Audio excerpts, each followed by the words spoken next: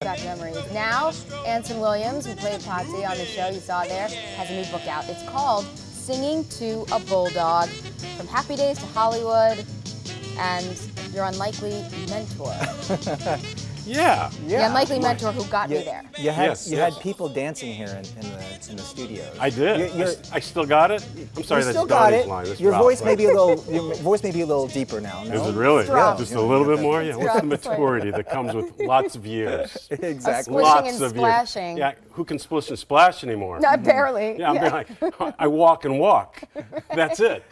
You said you were 23 in that Yeah, video. 23 in there. that video, yeah. Unbelievable. Really? Yeah. And you look great. Not I mean, bad. you look the same. 65. 65. I mean, I'd walk down the street and say, "Hey, there's Potsy." You must get it all the time. Thank you very much. It's so delightful. Well, Is it because of your line of beauty products that has kept you young? Is that your secret? no. Oh. No. I think it's 5 daughters that keep me young. Oh, 5 daughters. that'll keep you busy. 8, 12, 13, 16, and 25. Did they realize how big you were back then? I mean, you're still big, but They you know, could your care less. They entourage have here. no idea. Really? No. It was like no. one of the biggest TV shows at the time, you know? For- Yeah, for a well, good I mean, there were period 3 of time. networks at the time. I think we averaged 58 to 60 million people a week. Wow. Yeah. So it's funny, even, I've been directing since 85. Right. And the last show I directed was Secret Life of the American Teenager.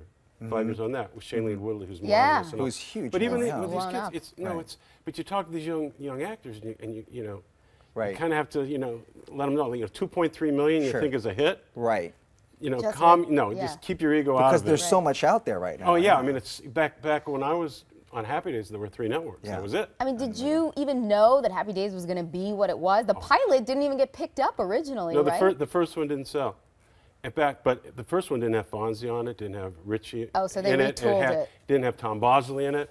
So it's funny, my mentor, Willie Turner in this book, Yes. I mean, one of his great lessons that stayed with me was he said, sometimes there's a better way to get there, boy, better way to get there. So talk about And that. that's what because happened with Happy Days. There was a better way to make it. If it had sold the first time, we wouldn't have been a hit. Right. It would have been a different show. Yeah. So talk about your mentor, because people in show business, your mentor might be Gary Marshall, which I'm sure was a mentor in some respects, but your biggest mentor, you said, was a janitor. Yeah, I mean, it's interesting looking back because we're all fortunate in meeting fabulous people, talented people, but it's the ordinary person who does the extraordinary for your life. And when I sat down to write this book, it just hit me. There'd be no stories without Willie Turner. I was 15 years old, had a harsh upbringing because of a father out of World War II. Very tough upbringing. So I wasn't very confident, pretty much a mess. I knew everything I did wrong and nothing I did right. And we didn't have money, other than food on the table. So anything extra in life you had to earn. So, I'm 15. I found another job as assistant janitor, part-time assistant janitor at Leonard's Apartment Store in Burbank, California. My boss was an African-American man by the name of Willie Turner, who wasn't that well educated, alcoholic, but functional, but had the gift of a prophet. It just had the instinct to turn your life around. Wow. The janitorial room, he called the talk room. And there were 2 oil drum cans in there.